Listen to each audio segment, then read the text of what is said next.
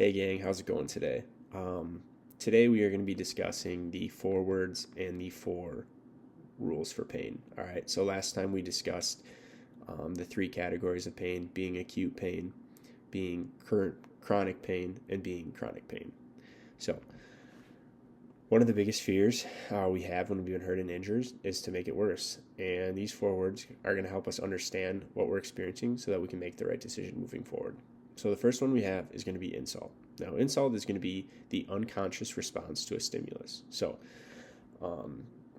for example, my shirt right now is insulting my skin. I'm sitting down, so my seat is insulting my thighs. These aren't really even on our radar most of the time, but they're input into our system.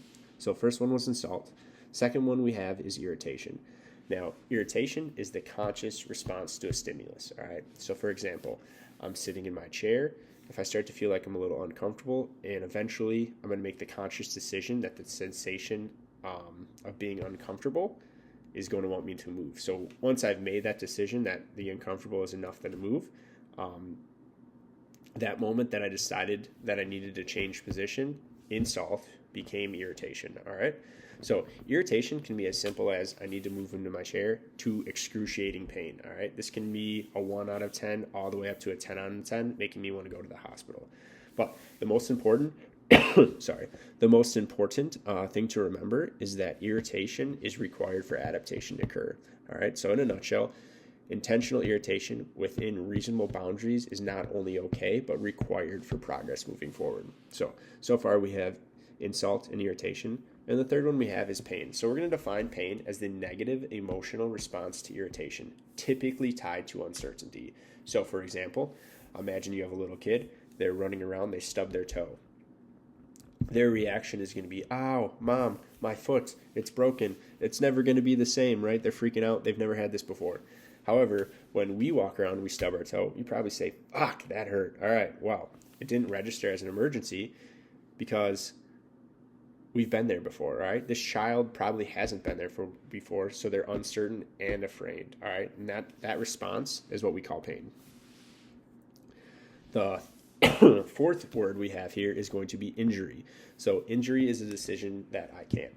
For an example, if you're asking an athlete, are you hurt or are you injured? The premise being that hurt might mean that you can keep going. Injured means you stop, all right?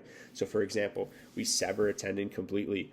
Our muscle might be incapable of moving the limb through the full range of motion, but we may be able to move a certain range of motion, all right? What's crucial about injury, in many cases, it comes down to a person's decision to perform a movement or not based on the irritation or pain they're experiencing. So if we take those four words and put them all together, those are the four words that we're going to deal with pain. So next, we're going to go to the four rules to follow if you are unsure if what you're feeling is okay, and to identify if it's not, and to take the most informed step moving forward. So, rule number 1, during movement, irritation is never exceeding a 4 out of 10. We want to know that during the movement, irritation registers as less than 4 out of 10 or equal. It's important, as mentioned, some irritation is often due for adaptation to happen, especially when body parts aren't used in a certain movement or haven't been bothered by them in the past. 4 out of 10 and less is what we will consider acceptable irritation. More than this, and you may be causing more harm than good. Rule number 2, irritation must either stay the same or reduce. So, for example, if you're going through a set of 8 reps and it feels like you have a 4 out of 10, if the 4 out of 10 is the max and it continues to stay at 4 out of 10 as you go through the rep ranges, that's okay. I want you to continue on. But if you hit rep 4 and rep 5, 6, 7, 8, your irritation continues going up with pain as 4, 5, 6, 7, 8. We need to stop and something needs to change, all right? Whether it's the range of motion, the weight, or the movement altogether.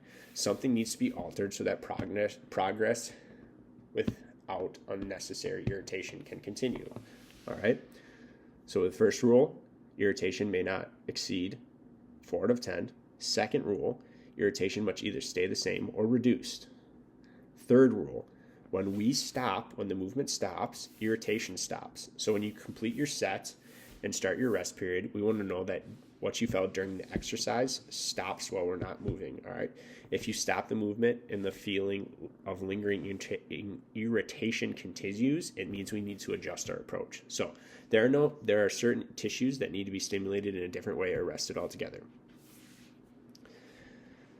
The fourth rule we have is that within 48 hours, irritation should register as no greater than how it was reported during exercise. So for example, if you are doing 3 sets of high pulls on Friday, we want to know that by Sunday, the irritation has made its way down to 3, 2, 1, or 0, but no higher than a 4. If by Sunday you feel muscle soreness, but none of the irritation that was felt during the exercise, this is a great sign. We should continue on the path that we're going on.